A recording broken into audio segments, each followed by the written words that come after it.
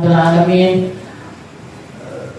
Wassalatu wassalamu ala asyrafil anbiya'i wal mursalin wa ala alihi wa sahbihi ajma'in. Subhanaka la ilma lana illa ma 'allamtana innaka antal alimul hakim. Rabbi shrah li sadri wa yassir li amri wahlul 'uqdatam min lisani yafqahu qawli. Amma ba'd. Alhamdulillah ala nikmatil Islam, alhamdulillah ala nikmatil iman, wa kafa biha min ni'mah. Alhamdulillah, segala puji bagi Allah Subhanahu wa ta'ala yang mengaruniakan kita Islam iman, yang mengaruniakan kepada kita sehat zahir batin, yang memberikan kepada kita kesempatan untuk terus duduk di tempat-tempat yang semacam ini.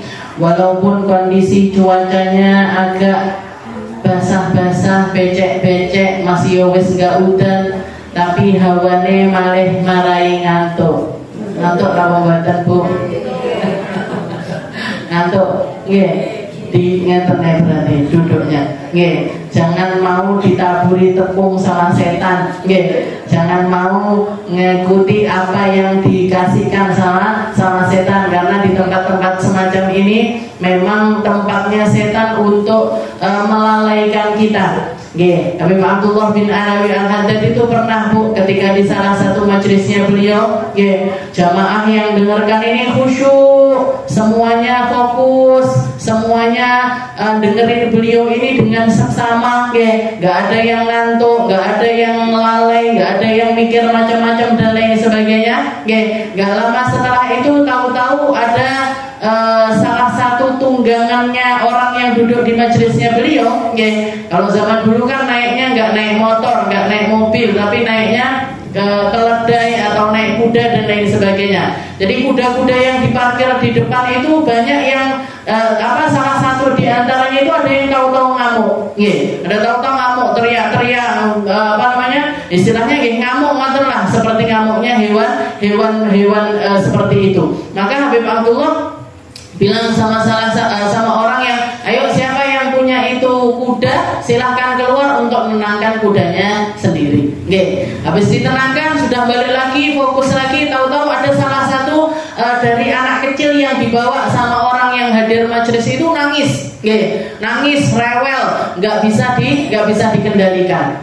Habis itu beliau bilang, ayo ibunya atau siapa yang punya anak kecil ini tolong ditenangkan si anak itu tadi. Begitu selesai majelis, setelah kajian, sama kayak jenengan biasanya habis ngaji biasanya keluar ramah tamah. Kalau di Hadramut itu biasanya yang keluar susu, kalau enggak gitu kopi. Kopi sama biskuit itu keluar, diderne, dimakan orang-orang. Nah, ketika di sela-sela itu Habib Abdullah mengatakan, wahai orang-orang yang hadir majelis hari ini, ya isa syaitan, sesungguhnya setan itu sudah enggak mampu lagi untuk nggodain kalian. Istilahnya karena kalian orang-orang yang niatnya lurus, fokus, terus istiqomah, dengerin dengan seksama dan lain sebagainya, dan sing ngantuk. Jadi godaannya setan ini nggak kondal untuk godain orang-orang yang hadir. Maka dia pergi keluar untuk godain kalian lewat hewan yang kalian parkir. Jadi sing digodok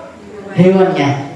Setelah ditenangkan, setelah itu kalian masih tetap tenang, fokus dan lain sebagainya, maka setan ganti yang digodok bocah cilik. Untuk apa? Untuk mencahkan konsentrasinya kita, untuk bikin kita ini nggak fokus dan lain sebagainya. Jadi muka-muka nggak ngantuk. Nek ngantuk jangan alhamdulillah minasyaitan. Nah, karena kalau ngelawan setan itu gampang aslinya. Setan ini kita ngomong alhamdulillah minasyaitan, ngalih biasanya. Biasanya ngalih. Lek nggak ngalih koyoke wis campur karo setan. Jadi alhamdulillah min dzalik. Kita lanjutkan pembahasan kita di dalam kitab Risalatul Mu'awanah ila al-qala al-mu'allif rahimahullah ta'ala wa nafa'ana bi ulumi fid dharain amin wa 'alaika bil iktsar min ad-du'a wal istighfar li nafsik wa li walidayk wa li ibnayk wa ashabik wa khususan li sa'iril muslimina umuman. Kalau di pertemuan yang lalu kita sudah bahas tentang husnudon, pentingnya husnudon. Kita husnudon sama manusia untuk bisa lebih husnudon sama Allah. Kita enggak berburuk sangka kepada manusia agar kita juga enggak berburuk sangka kepada Allah Subhanahu wa ta'ala. Jadi manusia yang ada di sekitaran kita, orang-orang yang ada di sekitaran kita ini semuanya adalah wasilah kita untuk nyari kedekatan kepada Allah. Di hadis yang lainnya Rasulullah pernah mengatakan man lam yashkur bil qalil lam yashkur bil katsir. Orang yang enggak bisa bersyukur atas sesuatu yang kecil-kecil, dia juga enggak akan bisa bersyukur tentang sesuatu yang besar. Maka segala sesuatu itu butuh belajar. Kita mau pinter terima kasih sama Allah Ta'ala, maka pinterlah terima kasih sama manusia. Kita pengen hormat betul kepada Allah Subhanahu wa Ta'ala, maka hormatilah makhluk-makhluknya Allah Ta'ala. Kita pengen berbaik sangka kepada Allah Ta'ala, maka berbaik sangkalah kepada seluruh manusia. Sampai hilang perasaan di dalam dirimu, kamu ini patut untuk dihormati, kamu ini patut untuk diangkat, kamu ini patut untuk dikedepankan karena ada perasaan lebih dibandingkan yang lainnya. Jadi husnudonlah kepada orang lain sampai kamu itu nggak nganggep dirimu apa-apa, tapi nganggep semua yang ada di depanmu ini adalah segalanya. Jadi pandangannya satu, Bu. Pandangannya semua makhluk ini adalah makhluknya Allah, ciptaannya Allah. Kalau kita nyelatu, ngeremehkan, mandang rendah kepada makhluknya Allah Ta'ala, ini sama aja kita merendahkan sang pembuat dari makhluk-makhluk tersebut. Jadi husnudon kepada manusia untuk nyari husnudon kepada Allah. Berbaik sangka kepada makhluknya Allah Ta'ala agar kita ini dapat rasa baik sangka kepada Allah Subhanahu wa Ta'ala. Jadi sing enek ning jero ati api tok, nggih, dapat musibah husnudon sama Allah, nggih, dapat cobaan husnudon sama Allah. Ditegur ditegur sama orang lain nganggep oh itu semuanya dari Allah. Doa enggak diijabah, ini juga adalah sesuatu yang paling baik dari Allah Subhanahu wa Ta'ala. Jadi terus-terusan husnudon. Baik sangka, baik sangka. Dan orang ketika mampu berbaik sangka kepada makhluk, maka hatinya ini akan terasa lega. Orang kalau pintar husnudon, hatinya lega, nggak gampang sumpah, nggak gampang kepikiran, nggak gampang khawatir. Anaknya pergi misalkan keluar kota, dititipkan sama Allah Ta'ala, istauda'na kumullah, tak titipkan kalian kepada Allah. Neng jero ati plong, dimanapun dia, jauh ataupun dekat dari saya, dia ada di dalam lindungannya Allah. Jadi nggak punya rasa tertekan dengan sesuatu itu nggak ada. Jadi husnudon itu rasa di dalam hati. Kalau kita mampu berhusnudon kepada makhluknya Allah Ta'ala, itu bikin rongga di dalam hati kita. Itu yang bikin hati kita ini jadi lapang. Kalau Nabi Musa minta doa sebelum berdakwah itu Rabbi syrahli sadri, Rabbi syrahli sadri, ya Allah, lapangkan hati saya, lapangkan dada saya. Maksudnya apa? Dilebar nih. Dan orang ketika lebar hatinya, masalah berapapun, sebanyak apapun, seberat apapun menimpa dirinya, semuanya akan lebur di dalam hati yang luas tersebut. Sama kayak air laut. Jangan mau ngasih kotoran, mau ngasih limbah, mau ngasih apapun ke lautan, lebur. Balik neh, panggah jadi air yang jernih karena saking banyaknya airnya. Tapi kalau kita cuma punya air segelas kejatuhan sesuatu yang najis langsung jadi najis, langsung jadi kotor, langsung menjadi sesuatu yang enggak lagi bisa dikonsumsi. Jadi yang perlu diluasin ini hati kita. Dengan cara apa? Dengan cara husnudon kepada Allah Ta'ala dan husnudon kepada seluruh makhluk-makhluknya Allah. Dan begitu juga sebaliknya, ketika kita suudon sama orang, buruk sangka sama orang lain, ini yang terjadi adalah penyempitan di dalam hati. Sumpah anak wong mengo nyapa wong iki mentelengi aku. Ada orang istilahnya ngambil air, loh banyu neng ngarepku kok dijikuk. Nah, jadi suudon nggih. Iki koyoke wong iki apa namanya?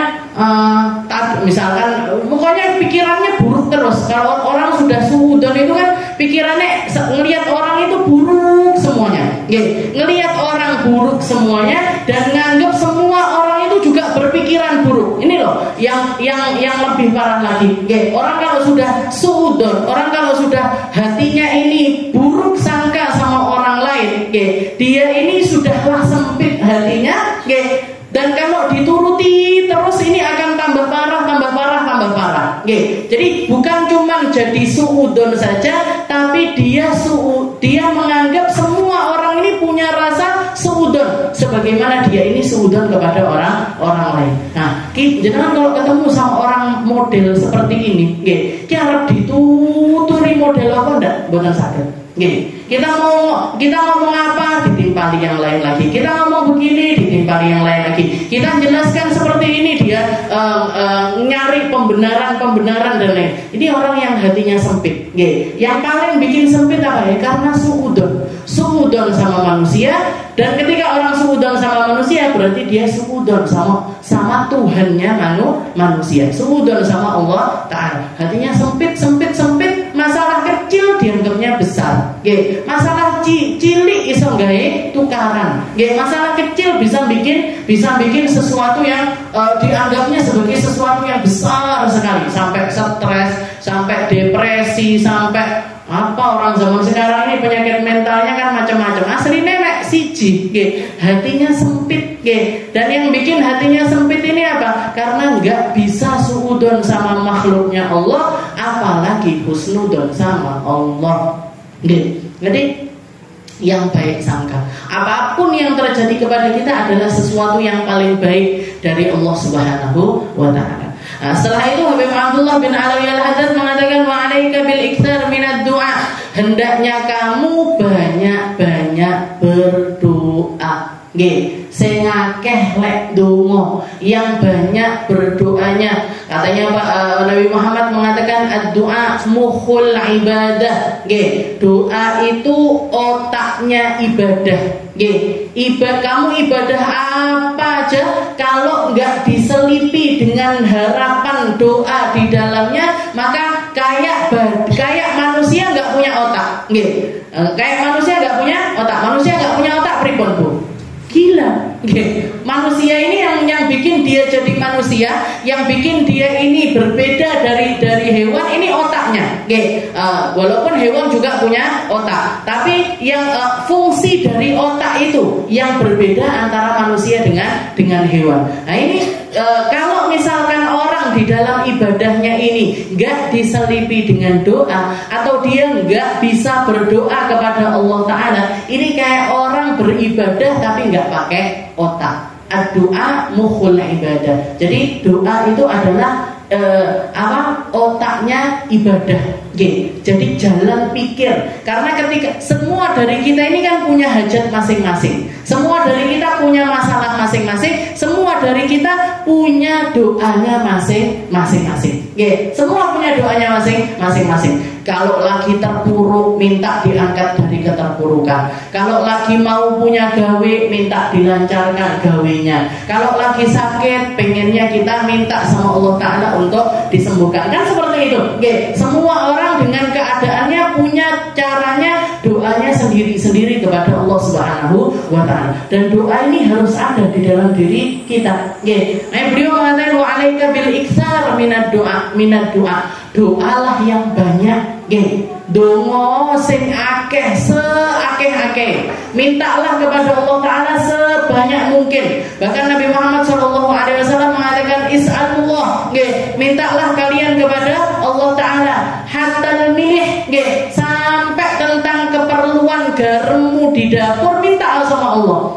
Kamu pengen baju, ya Allah pengen baju, ya Allah pengen karpet, ya Allah pengen duwe omah, ya Allah pengen ini, pengen itu, minta sama Allah Ta'ala. Allah Ta'ala itu senang sekali sama hambanya ketika berdoa. Dan gak pernah bosan dimintai. Ini Allah Ta'ala ini nggak pernah bosan untuk kita minta aja semuanya kepada Allah Subhanahu wa Ta'ala. Cuma doa ini ada adab-adabnya. Ada adab-adabnya di dalam berdoa. Ada adab dohirnya, ada adab batinnya. Ada adab yang harus kita lakukan secara dohiriyah. Di dalam doa kita ini kita usahakan dohir kita ini benar, diluruskan sama Allah Ta'ala biar doanya ini benar-benar dijabahi sama Allah Subhanahu wa Ta'ala. Nah, adab pertama yang harus kita lakukan ketika kita berdoa adalah memastikan apa yang kita makan dan apa yang kita minum ini adalah sesuatu yang thayyib. Apapun yang kita konsumsi, apapun yang masuk ke dalam diri kita, atau apapun yang kita pakai, kita cari dari sesuatu yang thayyib. Bukan cuma halal, halal di atasnya lagi adalah thayyib. Halal itu sesuatu yang didapat dengan cara yang benar. Ataupun juga dari sesuatu yang memang halal untuk dimakan dan juga diminum. Nah, selain itu lagi thayyib yang baik, ngambilnya dengan cara yang baik, ngambilnya dari cara yang terhormat. Kalau kerja yang baik, kerja yang terhormat. Nah, ini adalah salah satu hal yang diajarkan sama Nabi Muhammad yang bikin seseorang itu doanya diijabahi sama Allah. Seperti hadis yang terkenal, Rasulullah menceritakan ada seorang laki-laki dalam keadaan safar, bajunya penuh debu, rambutnya berdebu, mukanya berdebu, saking jauhnya perjalanannya dia ngangkat tangannya minta sama Allah Ta'ala, ya Rabb, ya Rabb, ya Rabb. Dia minta macam-macam sama Allah Ta'ala tapi nggak diijabahi doa-doanya oleh Allah Ta'ala. Setelah itu ketika dikoreksi, kenapa kok doanya dia ini nggak diijabahi? Katanya Allah Ta'ala, wa ma'kuluhu haram, wa mashrabuhu haram, wa qudiya bil haram, wa malbasuhu haram. Gimana Allah Ta'ala mau mengijabahi doa hamba tersebut sedangkan pakaiannya haram, makanannya haram, minumannya haram, tempat tinggalnya haram, bahkan dia dikasih makan juga dari sesuatu yang haram. Fa'anna yustajabulah. Katanya Allah Ta'ala, dari mana jalannya Allah Ta'ala mau mengijabahi doa dari hamba tersebut. Jadi kalau kita hidup ini di dalam ibadah ini, Bu, yang pertama kali kita koreksi ini halal haramnya apa yang masuk ke dalam rumah kita. Wis sapi apa enggak, bener apa enggak, terhormat atau tidak. Karena percuma harta banyak kalau haram, harta banyak kalau haram semuanya akan bawa ke neraka. Semuanya akan disiksa sama Allah Ta'ala. Dan semuanya biasanya harta haram itu bakalan jadi azab untuk dirinya fid dunya qabla al-akhirah. Di dunia sudah ditunjukkan dulu sama Allah Ta'ala sebelum nanti di akhirat. Orang kalau sudah nyari hartanya ini dari perkara yang haram, kira-kira perhatian sama sedekah apa betul? Masih perhatian sama zakat apa enggak? Masih perhatian untuk melakukan perkara-perkara yang sifatnya ini sedekah yang wajib dari Allah Ta'ala apa betul? Biasanya enggak juga. Karena dia sudah melakukan keharaman-keharaman, biasanya hal-hal yang baik yang berkaitan dengan harta ini juga lepas dari orang tersebut. Dan janjinya Nabi Muhammad SAW, semua harta yang semua harta yang enggak dizakati, semua harta yang enggak dibersihkan, maka tinggal tunggu aja kebinasaannya. Kalau jenengan melihat ada orang bangkrut, dulunya kaya raya, baru bangkrut. Ada orang dulu berharta, setelah itu habis hartanya. Biasanya yang terjadi pada orang tersebut adalah dia tidak perhatian sama yang namanya zakat. Jadi harta yang nggak dizakati itu mesti dibinasakan sama Allah Ta'ala. Dibinasakannya ini modelnya macam-macam, Bu. Ada yang dibangkrutkan, ada yang kena kesapu, kena kebakaran, banjir. Atau kalau nggak gitu, orang yang punya harta ini tadi dikasih sakit sama Allah Ta'ala nggak sembuh-sembuh. Jadi ini harta yang haram itu akan membawa kepada kebinasaan di dunia, apalagi di akhirat. Apalagi di akhirat nanti. Jadi yang pertama yang diperhatikan tadi, halal haramnya apa yang masuk ke dalam perut kita. Setelah itu yang kedua, kalau doa, munajat kita kepada Allah Ta'ala, jadi kalau minta apa-apa sama Allah Ta'ala, bisautin khafif, pakai suara yang pelan aja, pakai suara yang pelan, nggak usah bator banget, jangan juga kecil sekali, jadi tengah-tengah, saut khafif itu tengah-tengah antara nggak banter banget juga nggak kecil sekali, seperti yang ditanya, ketika ada seorang sahabat yang nanya kepada Nabi Muhammad, ya Rasul, Kaifa ad'u rabbi, gimana caranya saya ini berdoa kepada Tuhanku? Ahwa ba'idun faunadi am qaribun faunaji. Ya Rasul, kalau saya doa ini apa Tuhan saya ini jauh? Apakah Tuhan saya ini jauh sehingga saya harus berteriak ketika meminta sesuatu kepada Allah, atau Tuhanku ini dekat sekali sehingga aku hanya cukup berbisik saja kepada Allah Subhanahu wa Ta'ala. Belum selesai pertanyaan dari laki-laki ini tadi, malaikat Jibril menurunkan ayat kepada Nabi Muhammad SAW sambil mengatakan, wa idza sa'alaka ibadi anni fa inni qarib ujibu da'watad da'i idza da'ani falyastajibu li wal yu'minu bi. Katanya Allah Ta'ala, wahai Muhammad, ketika sahabatmu ini nanya kepada dirimu, wa idza sa'alaka ibadi.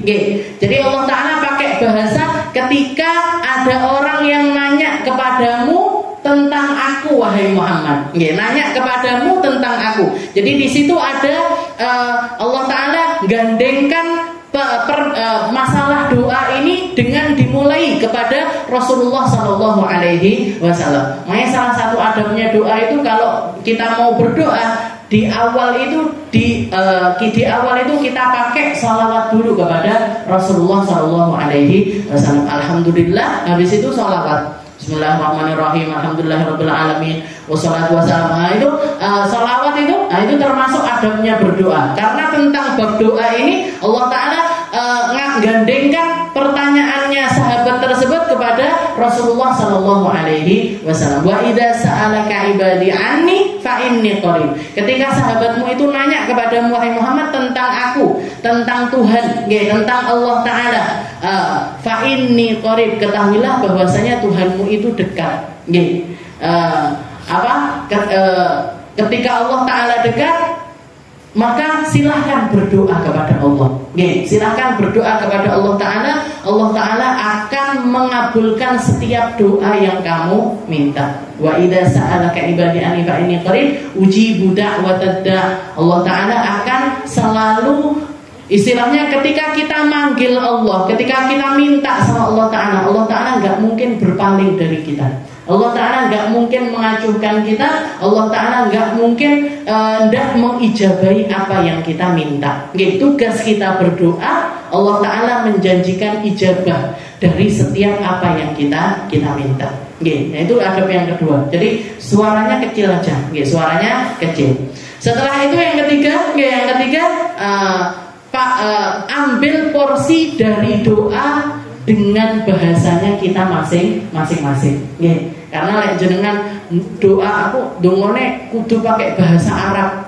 Step-stepnya kan panjang. Kapalnya dhisik, gitu ngone siapa, ini doanya siapa. Belum lagi kadang-kadang kita nggak bisa merenungi doa apa tentang apa yang kita baca.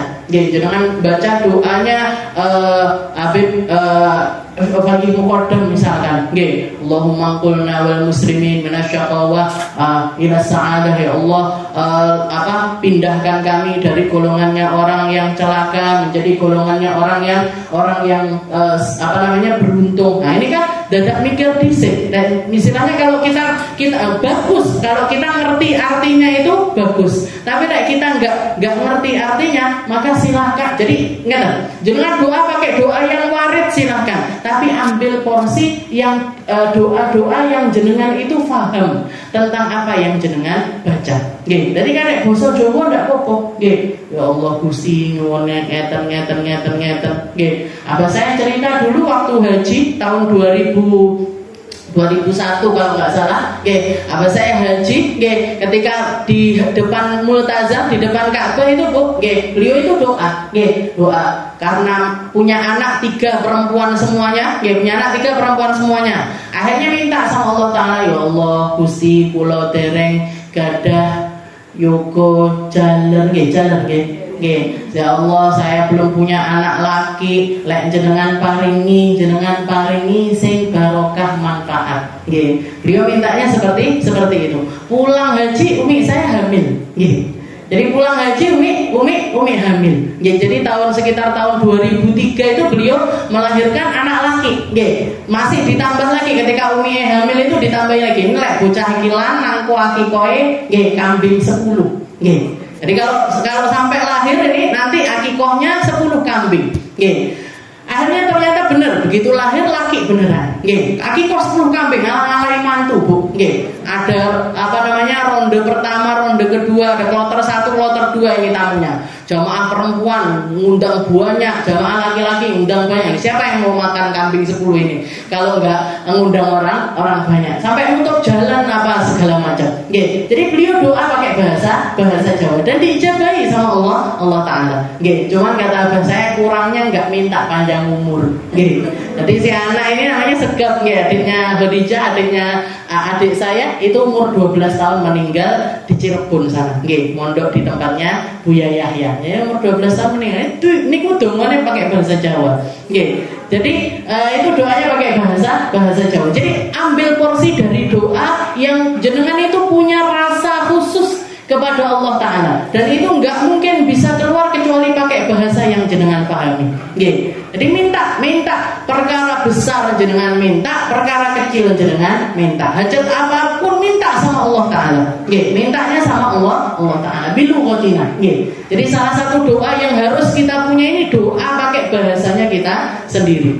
Lah jenengan lagi itu tadi, kalau lagi sakitnya minta ya Allah saya minta tolong disembuhkan biar saya bisa gini lagi, nggak apa-apa. Jenengan ngerengek sama Allah Ta'ala itu senang direngek-rengekin sama hambanya. Nggak koyok menungso lah direngek-rengekin bangga ngene waleh. Allah Ta'ala nggak pernah bosan. Bilu kotina. Setelah itu kalau untuk adabnya sebaiknya yang ngadep kiblat, punya wudu, dimulai dengan hamdalah atau hamdalah dimulai dengan hamdalah, dimulai juga dengan salawat, nanti diakhiri juga dengan hamdalah, ditutup juga dengan salawat. Jadi salawat sama alhamdulillah itu taruh di depan dan taruh di akhir. Taruh di depan dan juga taruh di akhir. Itu adab yang diajarkan sama Rasulullah SAW. Nah itu secara dohirnya. Kalau secara batin, kita ketika berdoa ini yang harus ada di dalam hati kita ini, yang pertama adalah afiqah billah annahu yastajibu du'ana. Yang pertama adalah harus yakin 100% kalau Allah Ta'ala ini pasti mengijabahi doa kita. Gak ada ceritanya doa gak diijabahi, itu gak ada, Bu. Gak ada ceritanya doa gak diijabahi sama Allah Ta'ala, itu gak ada. Bahkan salah satu tabi'in Sufyan bin Uyainah itu mengatakan, kalian ini loh kok bisa jadi hamba yang ragu kalau Allah Ta'ala itu gak mengijabahi doa kalian, padahal Allah Ta'ala bahkan mengijabahi permintaan atau nuruti permintaan min syarril khalaq. Dari seburuk-buruknya makhluk ini loh dituruti sama Allah Ta'ala. Siapa seburuk-buruknya makhluk? Iblis. Iblis ini ketika dia bermaksiat kepada Allah Ta'ala, gak mau nurut sama Allah, disuruh sujud sama Nabi Adam gak mau. Setelah itu diusir dari surga, dihinakan sama Allah Ta'ala, dihukum sama Allah Ta'ala. Setelah itu salah satu hal yang diminta sama iblis apa? Ya Allah, fa'andirni ila yaumi yub'atsun. Ya Allah, kasih saya panjang umur, enggak bikin saya ini enggak mati ila yaumi yub'atsun, sampai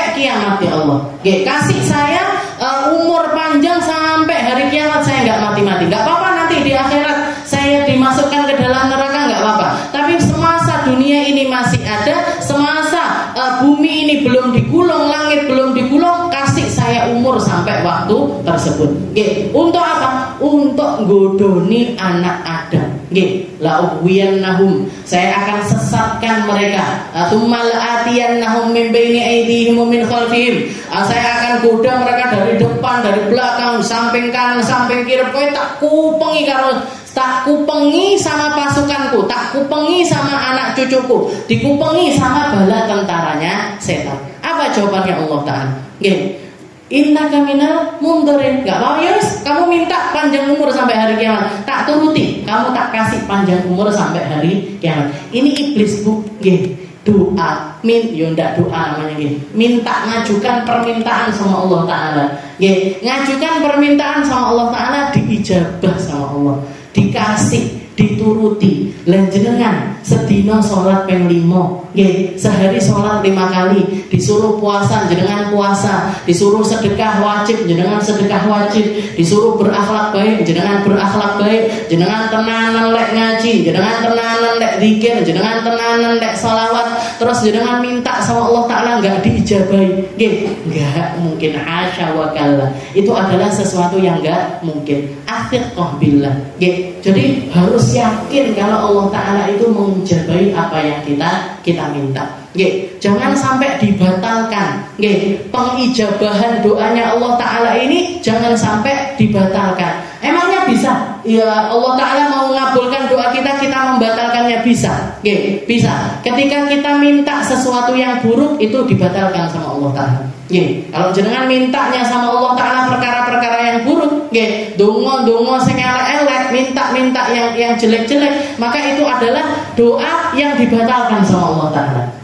Juga fihi qati'ah, atau memutuskan sesuatu yang sifatnya itu harus kita sambungkan. Memutuskan tali silaturahmi. Jenengan minta sama Allah Ta'ala, agah aku ketemu karo bapakku, agah aku ketemu karo. Nah, ini enggak dijabah sama Allah Ta'ala. Jadi segala sesuatu yang buruk itu, doa-doa kita atau permintaan-permintaan kita yang jelek-jelek seperti itu enggak dijabah sama Allah.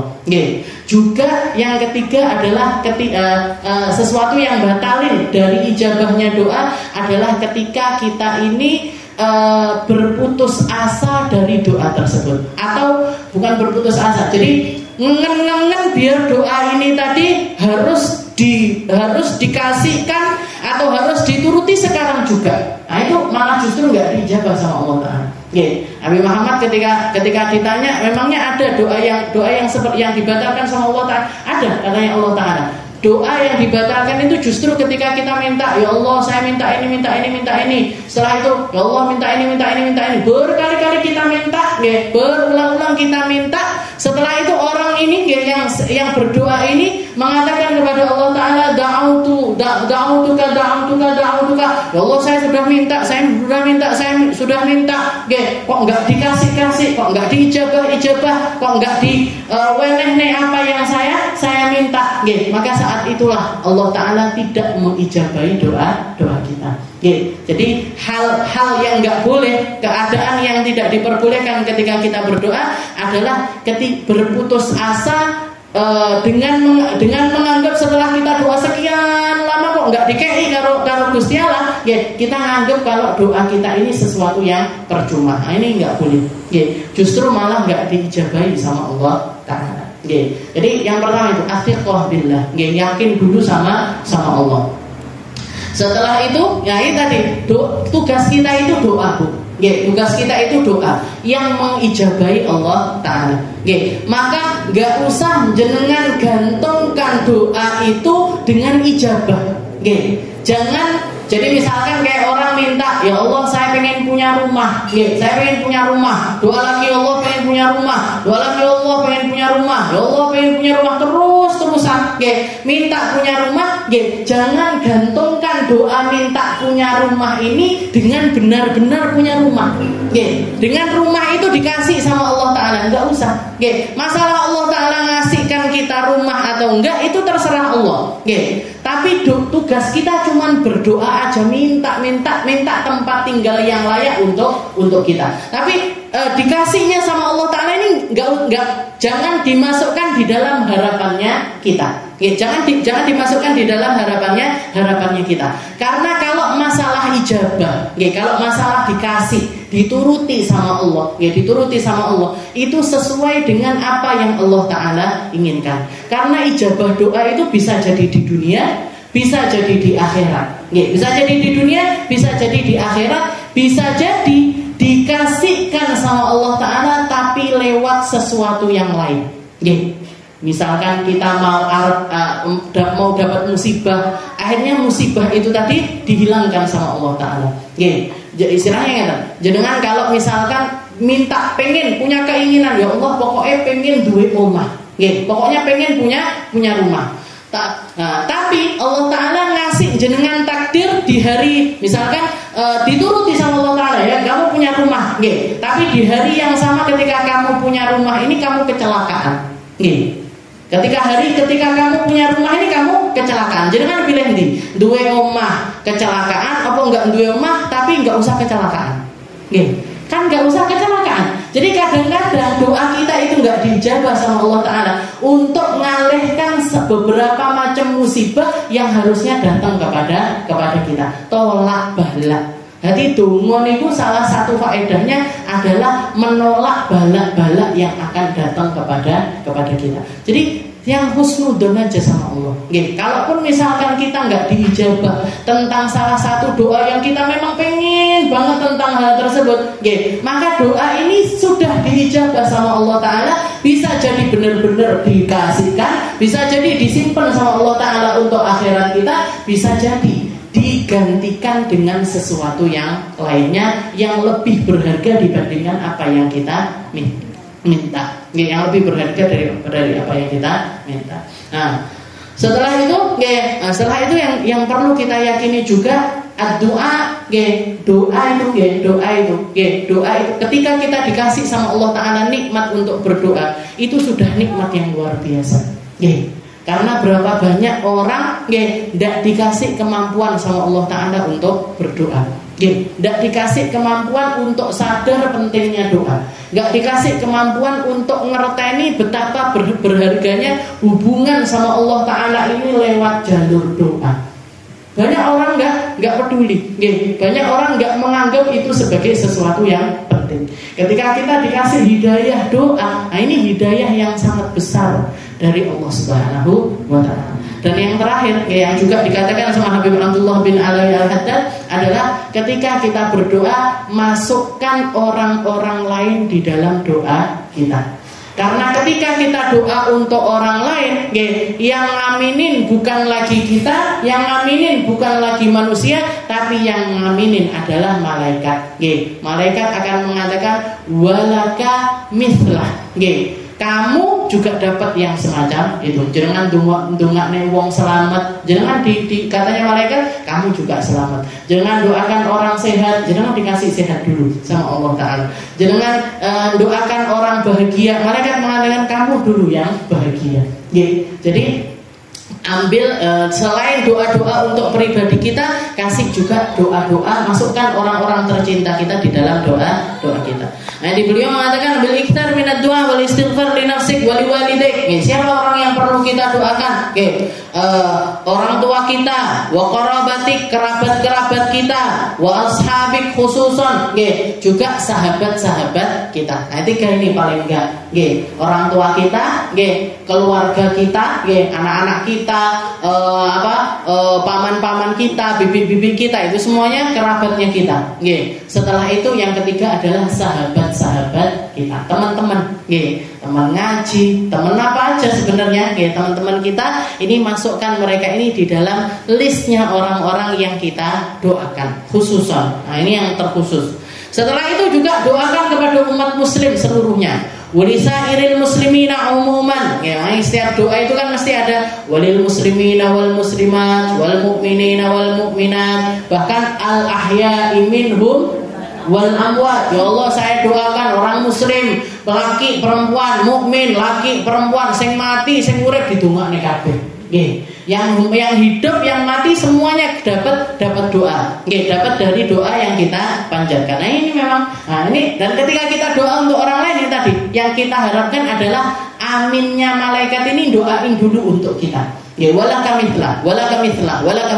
Kamu dapat seperti yang kamu minta. Kamu pengen orang lain selamat, kamu diselamatkan dulu sama Allah. Oke. Kamu pengen orang lain diangkat derajatnya, kamu dulu yang diangkat derajatnya sama Allah. Oke. Jadi yang kita harapkan adalah aminnya para malaikat. Fa inna du'a muslim li akhihi bi dhuhril ghaib mustajab. Katanya Nabi Muhammad juga seperti itu, karena doanya orang muslim kepada li akhihi, untuk saudara muslimnya bi dhuhril ghaib mustajab. Apalagi kalau itu doanya secara sembunyi-sembunyi, atau maksudnya dalam keadaan enggak banyak orang, enggak didengar banyak orang, enggak di dalam halayak ramai, maka itu juga adalah sesuatu yang mustajab. Wa qala sallallahu alaihi wasallam da'awatan laisa bainahuma wa bainallahi hijab, da'watul madlum wa da'watul muslim li akhihi bi dhahril ghaib. Katanya Nabi Muhammad juga mengatakan dua doa, laisa bainahuma wa bainallahi hijab. Antara orang yang doa dengan Allah Ta'ala ini gak ada penghalangnya sama sekali, gak ada hijabnya, gak ada satirnya. Jadi yang pertama adalah doanya orang yang madlum, yang lagi kena, yang sedang terdolimi. Makanya kalau jenengan lagi dijahatin sama orang, atau ada orang berlaku buruk kepada kita, doa, karena waktu itu antara jenengan sama Allah Ta'ala gak ada hijabnya sama sekali. Jadi doanya langsung tembus langit, langsung tembus kepada Allah Ta'ala, karena kita dalam keadaan terdolimi. Setelah itu da'watul muslim li akhihi bi dhahril ghaib. Juga ketika kita sembunyi-sembunyi mendoakan saudara sesama muslim kita. Jangan doa tengah malam, jangan doa setelah tahajud, jangan doa dalam kesendirian. Itu doa-doa yang antara orang yang berdoa dengan Allah Ta'ala ini gak ada penghalangnya sama sekali.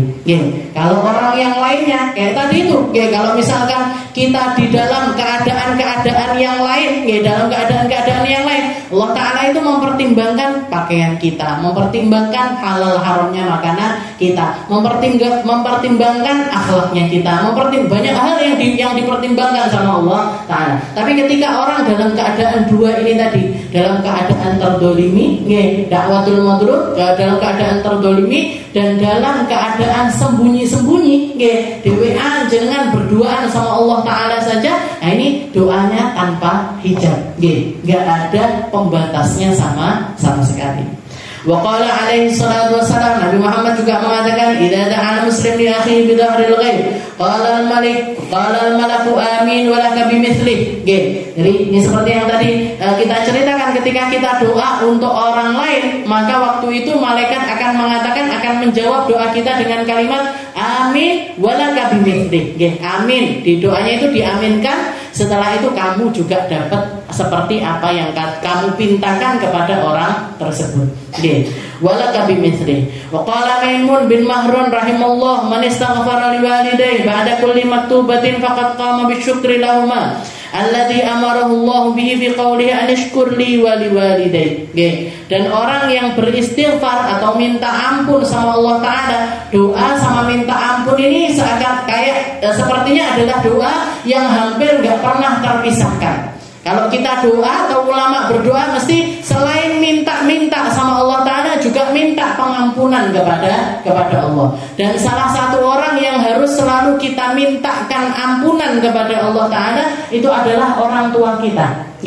Makanya kalau doa birrul walidain itu kan doanya lafadznya Rabbil firli wali walidayya, Rabbil firli wali walidayya warhamhuma kama rabbayani shaghira. Di doanya dibuka dengan apa? Dibuka dengan permintaan ampun. Rabbil firli, ya Allah ampuni saya. Wali walidayya, orang tua saya juga diampuni ya Allah. Karena memang doa itu salah satu hal yang terpenting yang harus kita minta sama Allah Ta'ala adalah ampunan. Nah, kalau jenengan punya waktu cuman sedikit, mau minta doa kepada seseorang, jenengan lagi ziarah ke tempatnya siapa, ke ulama siapa gitu misalkan, waktunya cuma sempit sekali, apa yang harus kita minta, apa yang harus kita minta dari orang tersebut? Maka minta untuk diampuni sama Allah Ta'ala. Seperti perintahnya Nabi Muhammad kepada Sayyidina Umar, Sayyidina Ali, ya Ali, wa ya Umar, wa ya Ali, idza laqituma, kalau kalian berdua nanti ketemu sama Uwais Al-Qarni, minta dia untuk berdoa agar kalian ini diampuni sama Allah Ta'ala. Yaghfirullahu lakuma, Allah Ta'ala akan mengampuni kalian berdua. Jadi ketika ketemu perintahnya Nabi kepada Sayyidina Umar sama Sayyidina Ali, kalau ketemu Uwais Al-Qarni, suruh Uwais Al-Qarni ini doain agar kalian ini diampuni sama Allah Ta'ala. Nah, ini termasuk orang yang harus kita mintakan ampun terus kepada Allah Ta'ala adalah kedua orang tua kita.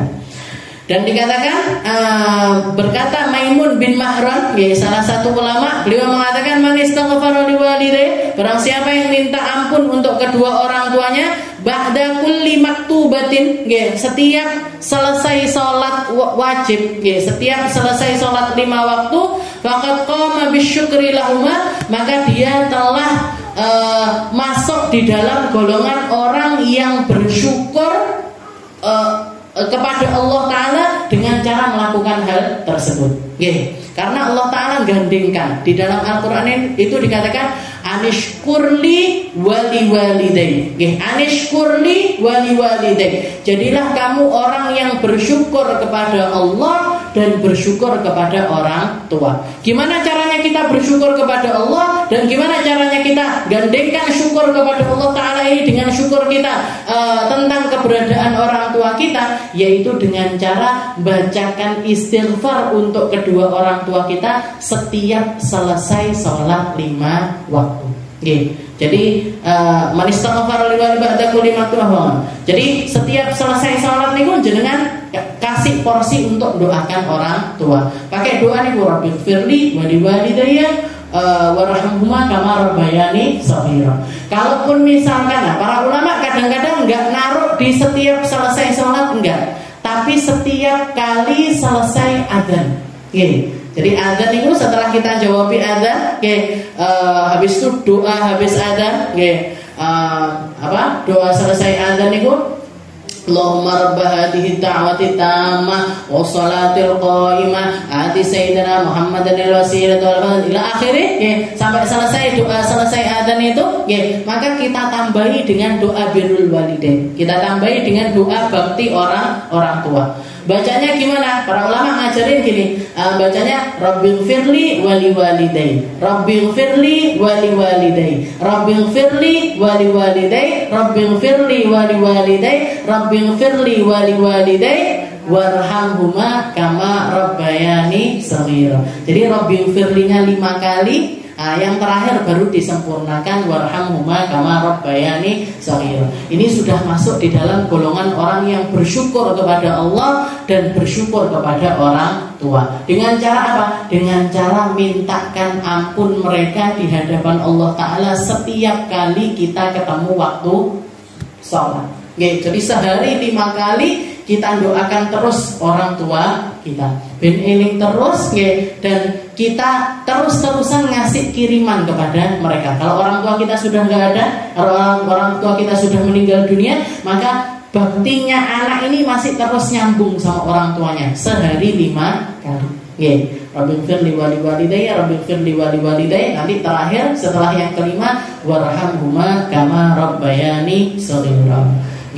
Warada anna man istaghfara lil mu'minin wal mu'minat fi kulli yawmin 27 marrah kana min alladhina yustajab du'aahum wa bihim yurzaqul ibad wa yamturun wa yumtarun wa hadha wasful awliya. Nah, setelah itu dikatakan di sini juga warid dari para ulama, anna man istaghfara lil mu'minin wal mu'minat, barang siapa yang setiap hari itu bacakan istighfar untuk orang mukmin, untuk orang mukmin laki perempuan, fi kulli yaumin 27 marrah, sehari 27 kali, sehari 27 kali, kana minal ladzina yustajabu du'a ma'uhum. Ini mereka akan masuk di dalam golongan orang yang doanya itu diijabahi sama Allah Ta'ala.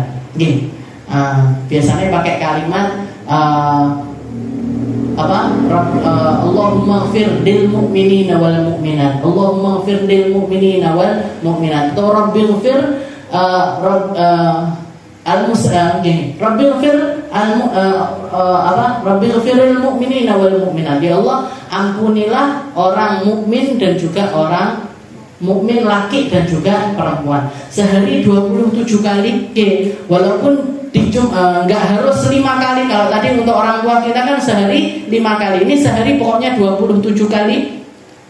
Maka dia masuk di dalam golongan orang yang diijabahi doanya sama Allah. Wa bihim yurzaqul ibad. Dan dengan adanya orang tersebut, hamba-hamba Allah Ta'ala ini dapat macam-macam rezeki. Dapat macam-macam rezeki. Di antaranya adalah digampangkan turunnya hujan untuk orang tersebut, untuk daerah tersebut. Wa hadza wasful auliya. Dan yang semacam ini adalah sifatnya wali-walinya Allah. Sifatnya wali-walinya Allah Ta'ala itu doanya diijabahi. Doa rezekinya orang-orang sekitar ini lebih banyak. Mau itu rezeki dohir ataupun juga rezeki batin. Dan kalau mau tahu seperti yang sering saya contohkan, kayak Wali Songo, Sunan Ampel, itu sunannya sudah nggak ada, sunannya sudah meninggal, tapi ngasih tetap terus-terusan ngasih rezeki kepada yang masih hidup, yang dohir maupun yang batin. Yang dohir apa? Sekitarannya ini, toko-toko jadi laris semuanya, toko-toko jadi rame semuanya, bahkan harganya mahal. Yang batin apa? Orang datang ke situ nggak mungkin melakukan hal-hal yang nggak benar. Jangan ziarah wali yang diwaca nopo Yasinan, nanti baca surat Al-Muluk, nanti tahlilan. Bahkan kita ziarah wali 5, sehari kita baca Yasin 5 kali, tahlilan 5 kali. Jajar kalau kita duduk di rumah, arep sedino Yasinan ping 5 niku awang-awangan napa mboten? Awang-awangan. Tapi ketika ziarah wali-wali nggak kerasa. Sini baca Yasin, sini baca Yasin lagi, sini baca Yasin lagi. Akhirnya banyak rezeki Yasin kita hari itu. Nah, ini menunjukkan kalau para wali-walinya Allah Ta'ala itu nebarkan rezeki, rezeki dohir ataupun juga rezeki batin. Nah, salah satu hal yang diusahakan, yang orang wali-walinya Allah Ta'ala itu mesti perhatian sama orang Islam, sama orang iman, sama umatnya Nabi Muhammad SAW. Nah, termasuk diantaranya adalah selalu mendoakan mereka minimal 27 kali. Kita bacakan istighfar lil mu'minina wal mu'minat.